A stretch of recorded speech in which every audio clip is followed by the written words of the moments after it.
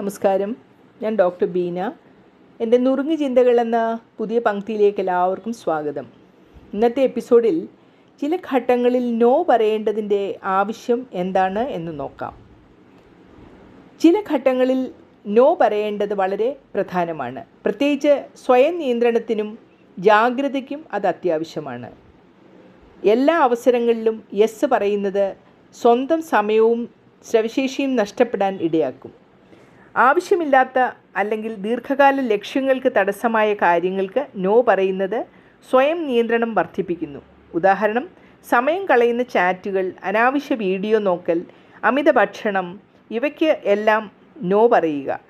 പ്രായോഗികമല്ലാത്തതിനാൽ അവസരങ്ങളിൽ ക്ഷീണം, മാനസിക സമ്മർദ്ദം എന്നിവ ഉണ്ടാകും. അതുകൊണ്ടാണ് നോ പറയുന്നത് എന്ന് സ്വയം മനസ്സിനെ പറഞ്ഞ് മനസ്സിലാക്കുക. സ്വയം ജാഗ്രത വളർത്താൻ ഇവയെല്ലാം അത്യാവശ്യമാണ്. എന്തിന് യെസ് പറയുന്നു എന്ന്, എന്തിന് നോ പറയണം എന്നും മനസ്സിലാക്കേണ്ടത് ആന്തരിക ജാഗ്രതയെ വർദ്ധിപ്പിക്കുന്ന കാര്യങ്ങളാണ്. ഇത് നിങ്ങൾക്ക് പ്രധാനവും ആവശ്യമുള്ളതുമായ കാര്യങ്ങളിൽ ശ്രദ്ധ കേന്ദ്രീകരിക്കാൻ സഹായിക്കുന്നു. യെസ് പറയാതെ സ്വന്തം പരിധി നിശ്ചയിക്കുക എന്ന് പറയുന്നത് പ്രശ്നമാണ്. ഇത് മറ്റുള്ളവർക്കും നിങ്ങളുടെ സൗഹൃദം, ബൗദ്ധിക ബലവും ആത്മവിശ്വാസവും എല്ലാം അംഗീകരിക്കാൻ നിങ്ങളെ സഹായിക്കുന്നു. നോ പറയുന്നത് സ്വയം നിയന്ത്രണം, മനസ്സിലെ സമാധാനം, ദീർഘകാല സന്തോഷം എന്നിവ ഉറപ്പാക്കാൻ കൂടി ആവശ്യമാണ്. ദൈനംദിന ജീവിതത്തിൽ എളുപ്പത്തിൽ നോ പറയാനുള്ള ചില മാർഗങ്ങൾ എന്തൊക്കെ? സ്വന്തം ലക്ഷ്യങ്ങൾ മനസ്സിലാക്കുക.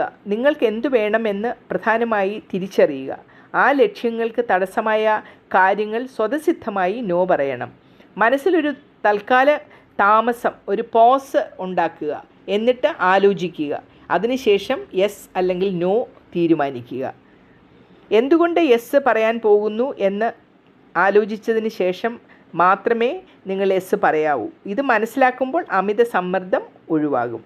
മൃദുവായും കരുത്തുറ്റവുമായ നോ പറയുക. കടുപ്പത്തോടെയല്ല, സഹാനുഭൂതിയോടെ നോ പറയുക.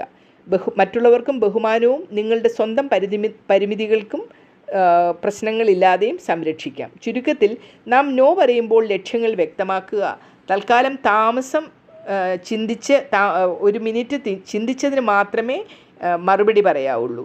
സ്വയം പരിചയം വളർത്തുക. മൃദുവായ നോ പറയുക. ഇവ പാലിച്ചാൽ സ്വയം നിയന്ത്രണം, സന്തോഷം, മനസ്സിൻ്റെ സമാധാനം എന്നിവ ഉറപ്പാക്കാനായിട്ട് നമുക്ക് സാധിക്കും.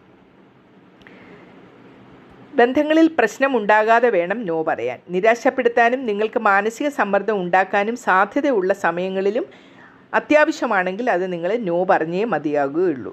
നിങ്ങൾക്ക് ആവശ്യമായ ദീർഘകാല സന്തോഷം നൽകുന്ന കാര്യങ്ങൾ നോ പറയേണ്ട അവസരങ്ങളിൽ നിങ്ങൾ സമ്മതിക്കാതിരിക്കരുത്. നോ തന്നെ പറയണം. തൽഫലമായി ജീവിതത്തിൽ നമുക്ക് സന്തോഷവും സ്വസ്ഥതയും ഉണ്ടാകും.